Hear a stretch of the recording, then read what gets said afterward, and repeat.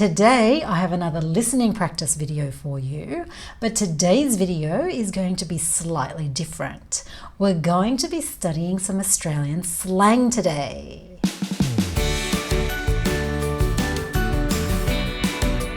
My name is Karen, and on my channel I help you bridge the gap between the English that you learn in the classroom and the English that's actually used in real life. If you're new to my channel and would like to learn some more real life English, then make sure you press the subscribe button below so that you don't miss any of my future videos. Now today's video is at a more advanced level because we're going to be studying some Australian slang today. And so just a heads up, I'm also going to be speaking a little bit faster in today's video than I usually do in my other videos here. Like I mentioned, today's listening practice is going to be slightly different. I'm going to play 6 files for you today, but the person talking in each file actually only says one sentence. And in some of them, they actually talk quite fast. So don't get too stressed if you can't hear everything that they say in each of the files. But as per usual, I'm going to play each file 4 times, twice at the normal speed and another 2 times at a slightly slower speed. But because they only say one sentence in each file, I'd like you to write down the whole sentence each time. Now each sentence has a word or phrase that is unique or special to Australian English, hence we're studying Aussie slang. Now, when we're talking about slang, don't forget that these words are very informal. So these are words that are only really used in spoken conversations and generally are not written down. And even then, we're only really talking about casual situations, so not formal situations like in a job interview or in a speaking exam, say.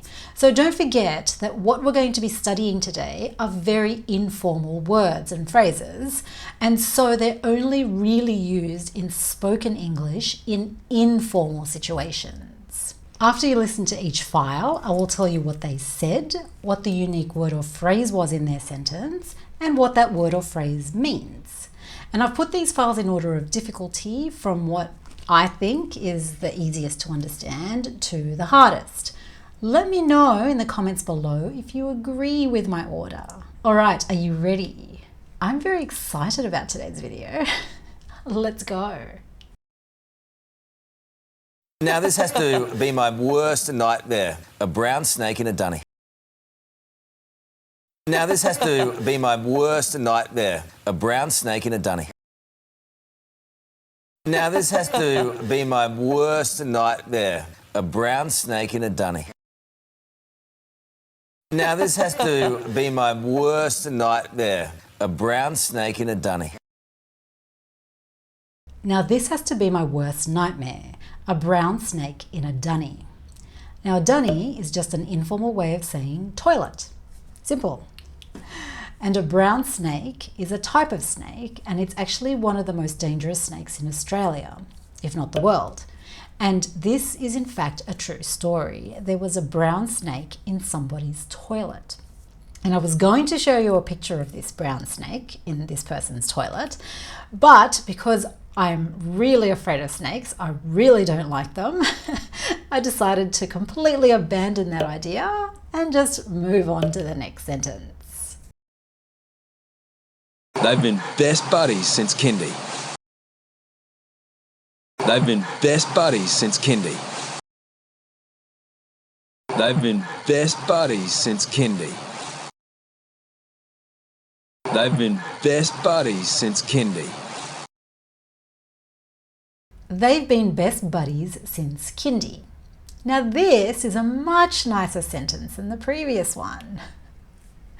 A buddy is just an informal way of saying friend. So they've been best friends since kindy. And kindy is short for kindergarten. Now we like to abbreviate or shorten a lot of words, and kindergarten, it's just too long, so we like to say kindy.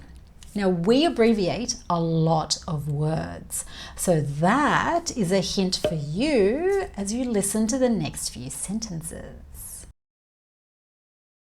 What are you seeing that's happening at the servo? What are you seeing that's happening at the servo?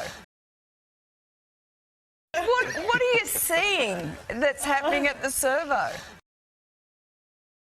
What are you seeing that's happening at the servo? What are you seeing that's happening at the servo? Now, servo is short for service station, which you might already know as a petrol station or a filling station or a gas station if you're more familiar with American English.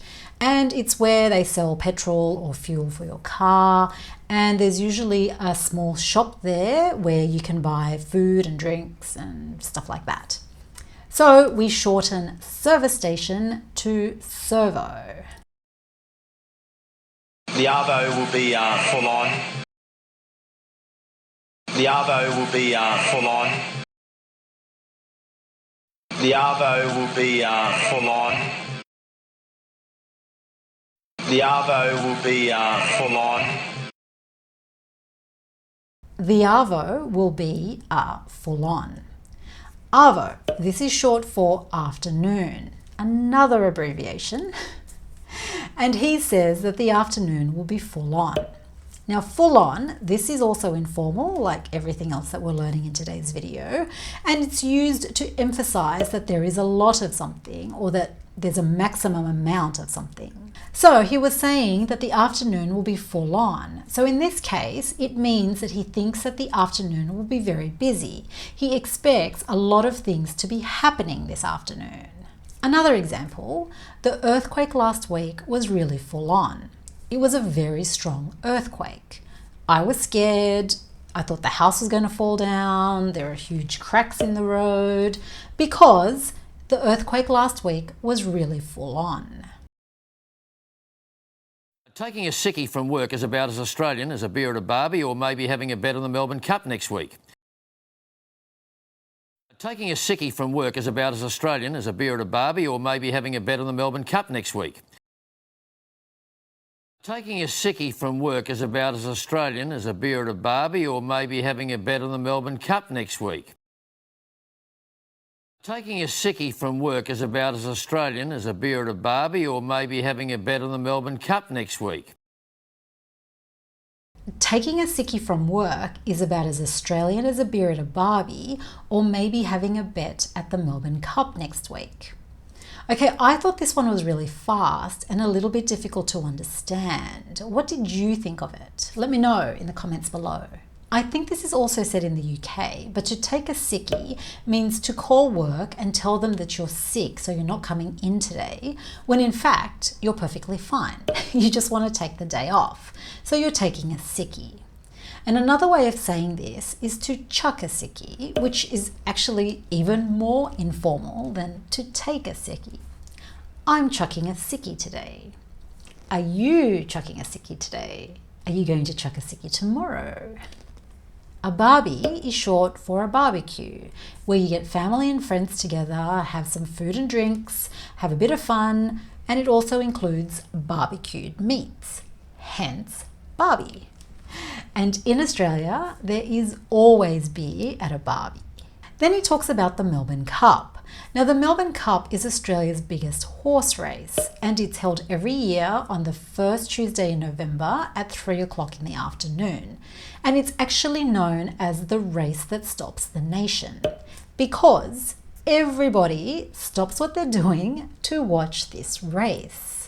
And in Victoria, the state where Melbourne is, this is actually a public holiday. The day that the Melbourne Cup is held is actually a public holiday. Everyone gets the day off in Victoria. Now, in recent years, there's been some debate about animal cruelty in this sport, but at the moment, the Melbourne Cup still exists and is still continuing.